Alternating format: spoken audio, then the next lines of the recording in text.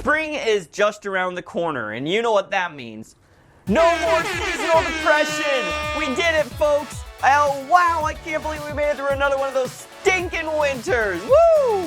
Also, that means we can skateboard again. It's been so long. But after months off the skateboard, you might be staring at a dusty, beat-up deck and wondering, should I replace it or ride it a little longer? Today, I'll be giving you some tips on when to know if it's time to replace your skateboard deck. But keep in mind, there is no standard answer. How often you replace your skateboard deck can depend on a lot of factors, like how often are you skating, what tricks are you doing, and it can even depend on your skill level. Personally, I replace my skateboard deck about every 1 month to 3 months, depending on what's going on in my life. If I'm skating daily, it's about a month and a half tops. If I'm busy or traveling or the weather's not cooperating, it can be closer to 3 months. So let's ditch the whole should you replace your skateboard deck and focus on when you should replace your skateboard deck.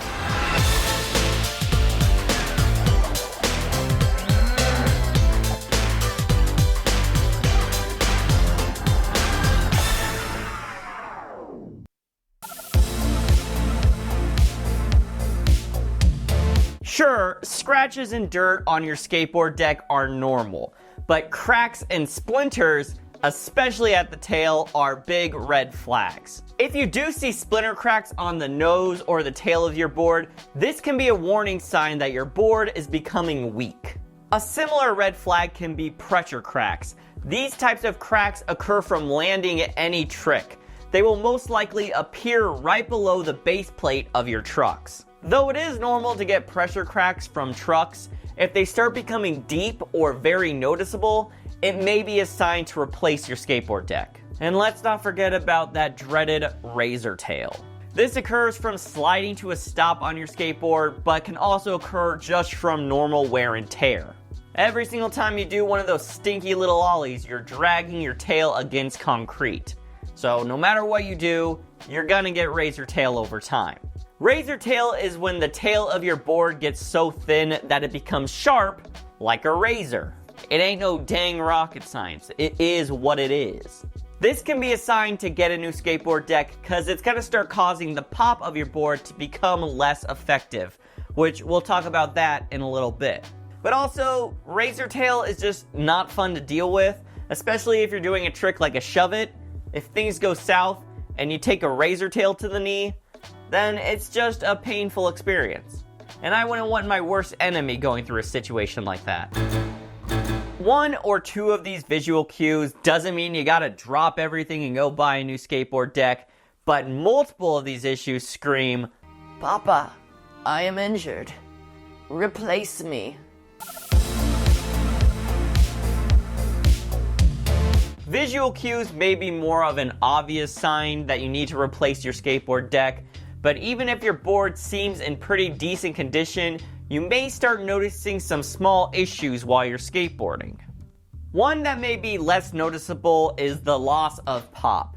Each time you ollie, you're slamming your skateboard deck against the cement, and over time this can gradually cause the tail of your board to start becoming flat.